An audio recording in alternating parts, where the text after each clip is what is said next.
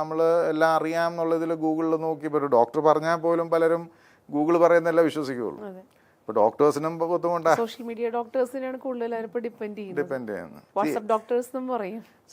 ഒരേ മരുന്ന് എല്ലാവർക്കും ഒരുപോലെ എഫക്റ്റ് ആവണമെന്നില്ല. ഇപ്പോൾ ഈ മറവി രോഗമുള്ളവർക്കൊക്കെ സെഡേറ്റ് ചെയ്യാനായിട്ടുള്ള പല പിൽസും ഡോക്ടർമാർ എഴുതും. പക്ഷേ ഒരാൾക്കത് എഫക്റ്റീവ് ആവും, അടുത്തയാൾക്ക് അത് എഫക്റ്റീവ് ആകത്തില്ല. ഇപ്പോൾ ഞങ്ങളുടെയൊക്കെ ഫെസിലിറ്റിയിൽ എന്ന് പറഞ്ഞാൽ ഡോക്ടർ വരുന്നതുകൊണ്ട് നമ്മൾ ഈ മരുന്നുകൾ പലതും മാറി നോക്കി ഏതാണ് ഇവർക്ക് എഫക്റ്റീവ് ആകുന്നതെന്നുള്ളത് മനസ്സിലാക്കും.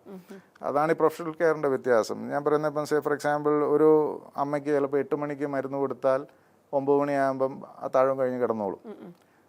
വേറൊരു അമ്മയ്ക്ക് ആ സെയിം മരുന്ന് 8 മണിക്ക് അത്താഴത്തിൻ്റെ കൂടെ കൊടുത്താൽ ചിലപ്പോൾ പുള്ളിക്കാർ 1 മണിയായാലും ഉറങ്ങുകയില്ല.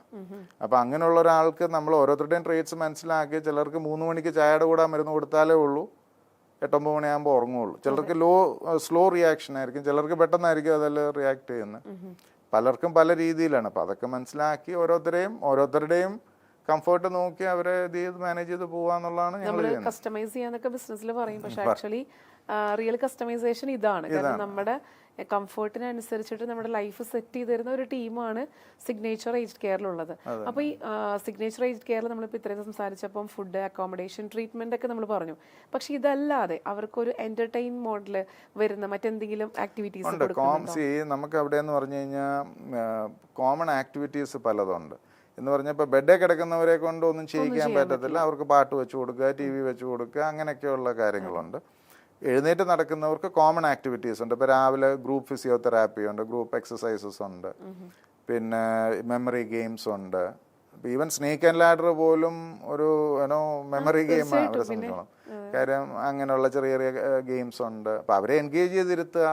മോർ ലൈക്ക് എ ഹോസ്റ്റൽ, ഒരു സീനിയർ ഹോസ്റ്റൽ പോലെ. എന്ന് പറഞ്ഞു കഴിഞ്ഞാൽ ഷെയറിങ് റൂംസേ ഞങ്ങൾ കൊടുക്കുള്ളൂ. ഇപ്പോൾ മക്കൾ വരുമ്പോൾ മക്കൾക്ക് ഭയങ്കര നിർബന്ധമാണ് സിംഗിൾ റൂം വേണം. കാര്യം അവരെ സംബന്ധിച്ചോളം നാട്ടുകാരെയും വീട്ടുകാരെയും ബോധിപ്പിക്കുക ഞാൻ I am doing the best for my dad അല്ലെങ്കിൽ ഫോർ മൈ മോം എന്നുള്ളത് പ്രൂവ് ചെയ്യാൻ വേണ്ടി. അപ്പം ഞാൻ പറയും ഇവിടെ ഞങ്ങൾ ഷെയറിംഗ് റൂമേ കൊടുക്കൂ. അണ്ടിൽ ആൻഡ് അൺലെസ് അവർക്ക് എന്തെങ്കിലും ഇൻഫെക്ഷനോ അങ്ങനെയൊക്കെ ഉണ്ടെങ്കിൽ മാത്രമേ സിംഗിൾ റൂം കൊടുക്കുകയുള്ളൂ. വേറെ ഒന്നും കൊണ്ടല്ല, ഞങ്ങളുടെ എക്സ്പീരിയൻസിൽ അവരുടെ കമ്പാറ്റബിലിറ്റി മനസ്സിലാക്കി ഒത്തുപോകുന്ന ഒരാളെ റൂംമേറ്റ് ആയിട്ട് കൊടുത്തേക്കാമെങ്കിൽ അവർ ഒന്നിച്ച് പ്രാർത്ഥിച്ചു, അല്ലെങ്കിൽ ഒന്നിച്ച് നടക്കാൻ പോയി, ഒന്നിച്ച് കഴിക്കാൻ പോയി, അങ്ങനെ അവർ ദേ ബിക്കം തിക് ഫ്രണ്ട്സ്. അപ്പോൾ അവർ വർത്താനമൊക്കെ പറഞ്ഞിരുന്നോളും, പഴയ കാര്യങ്ങളും ചരിത്രവും ഒക്കെ പറഞ്ഞിരിക്കുമ്പോൾ നമുക്കും സന്തോഷം, നമുക്ക് മാനേജ് ചെയ്യാൻ എളുപ്പമാണ്. മറ്റേ ഒറ്റയ്ക്കാകുമ്പോൾ ചിലപ്പോൾ അവർ ഭയങ്കര ഡിപ്രസീവ് ആയിരിക്കും, ഗ്ലൂമി ആയിരിക്കും, മക്കളെ ഓർത്തിരിക്കും. ഇതാകുമ്പോൾ അതൊന്നുമില്ല, അവർ ഹാപ്പി. സമയം പോണതും അറിയില്ല, അവർക്ക് കുറച്ചും കൂടെ റിലേഷൻഷിപ്പ് ബോണ്ടും നമുക്ക് കൂട്ടാനായിട്ട് സാധിക്കും. പിന്നെ പലരും പല ക്യാരക്ടറിസ്റ്റിക്സും പല സ്ട്രെങ്ത്തും ഉള്ളവരാണ്. ചിലരെന്ന് പറഞ്ഞു കഴിഞ്ഞാൽ ഒരാളെ മോട്ടിവേറ്റ് ചെയ്യാൻ മിടുക്കിയായിരിക്കും.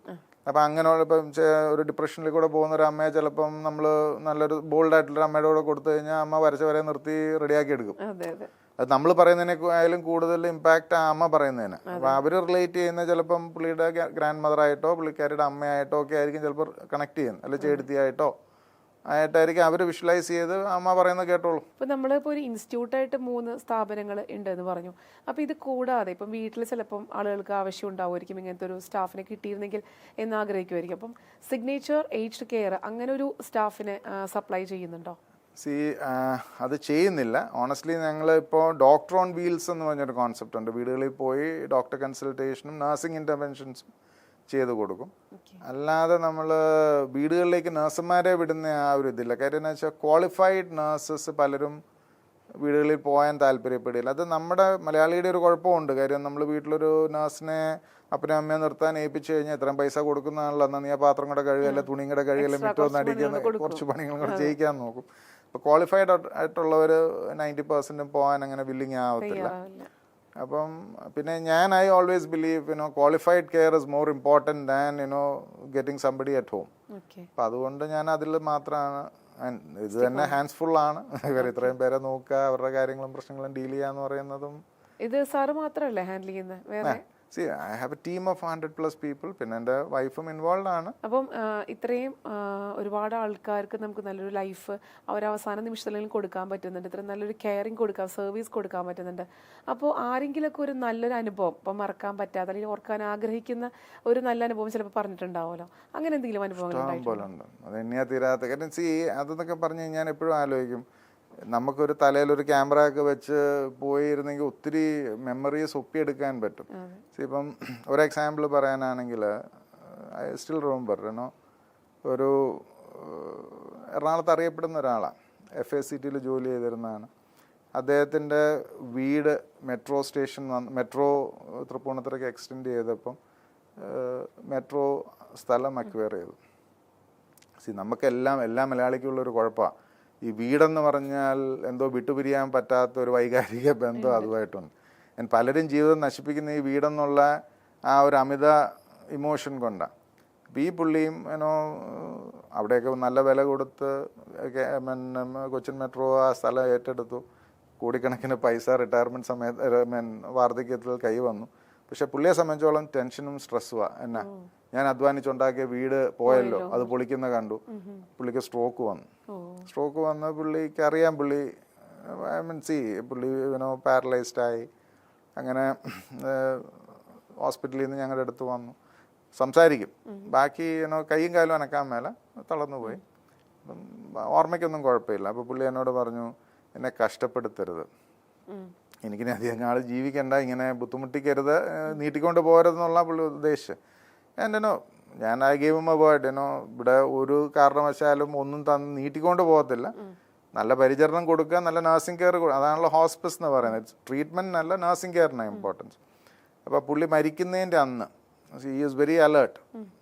പക്ഷെ പുള്ളിയുടെ സാച്ചുറേഷൻ ലെവൽസ് ഒക്കെ താഴുന്നു, അങ്ങനെ BP ഒക്കെ ലോ ആവുന്നു. അങ്ങനെ നമുക്കും അറിയാം ടൈം ഇസ് കമ്മിങ് അപ്പ് എന്നുള്ളൊരു ഫീലിംഗ് വന്നു.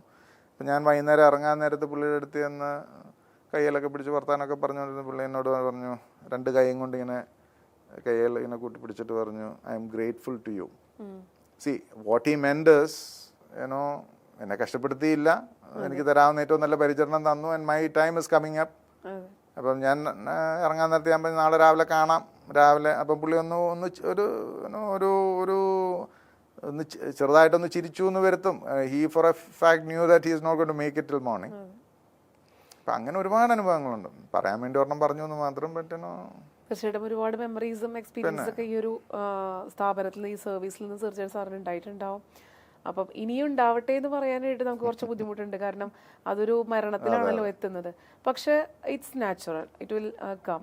അപ്പം അങ്ങനെ വരുമ്പോഴും നല്ലൊരു പരിചരണം കൊടുത്തിട്ട് നല്ല ആളുകൾക്ക് നല്ല രീതിയിലുള്ള മരണം, നല്ല രീതിയിലുള്ള ഒരു എൻഡിങ് ഉണ്ടാവട്ടെ എന്ന് പ്രാർത്ഥിക്കാം, അല്ലേ സാർ? ഇപ്പം നമ്മുടെ സിഗ്നേച്ചർ ഏജ്ഡ് കെയർ വളരെ മനോഹരമായിട്ട് പോയിക്കൊണ്ടിരിക്കുന്നുണ്ടെങ്കിലും എന്തെങ്കിലും ഒക്കെ ഒരു എക്സ്പാൻഷൻസ് സാറിൻ്റെ ഒരു മൈൻഡിൽ ഉണ്ടാവുമല്ലോ, അങ്ങനെ എന്തെങ്കിലും എക്സ്പാൻഷൻസ് ഉണ്ടോ? തീർച്ചയായിട്ടും ഉണ്ട്.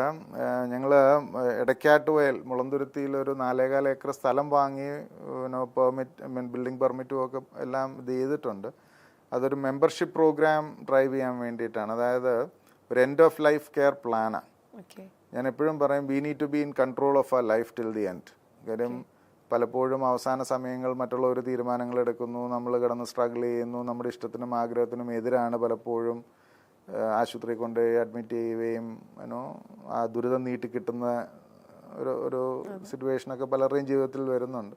അപ്പം അതിനെയൊക്കെ ലഘൂകരിക്കുക, ടു ബി ഇൻ കൺട്രോൾ. ഒരു end of life care plan Vayojan membership programme launch ചെയ്തിട്ടുണ്ട്. ഒരു 300 മെമ്പേഴ്സിനെയാണ് നമ്മൾ ഉദ്ദേശിക്കുന്നത്. ഓൾറെഡി ഒരു 100-ന് മുകളിൽ ആൾക്കാർ പേര് തന്നിട്ടുണ്ട്. ഞാൻ 300 തികഞ്ഞിട്ടേ പേയ്മെൻറ്റ്സ് കളക്ട് ചെയ്യുന്നുള്ളൂ, വേറെ ഒന്നും കൊണ്ടല്ല. ഒരു തുടങ്ങിക്കഴിഞ്ഞാൽ സീംലെസ് ആയിട്ട് പണിയാൻ പറ്റുന്ന ഫണ്ട് റേസ് ചെയ്യണം എന്നുള്ള ഇതിലാണ്.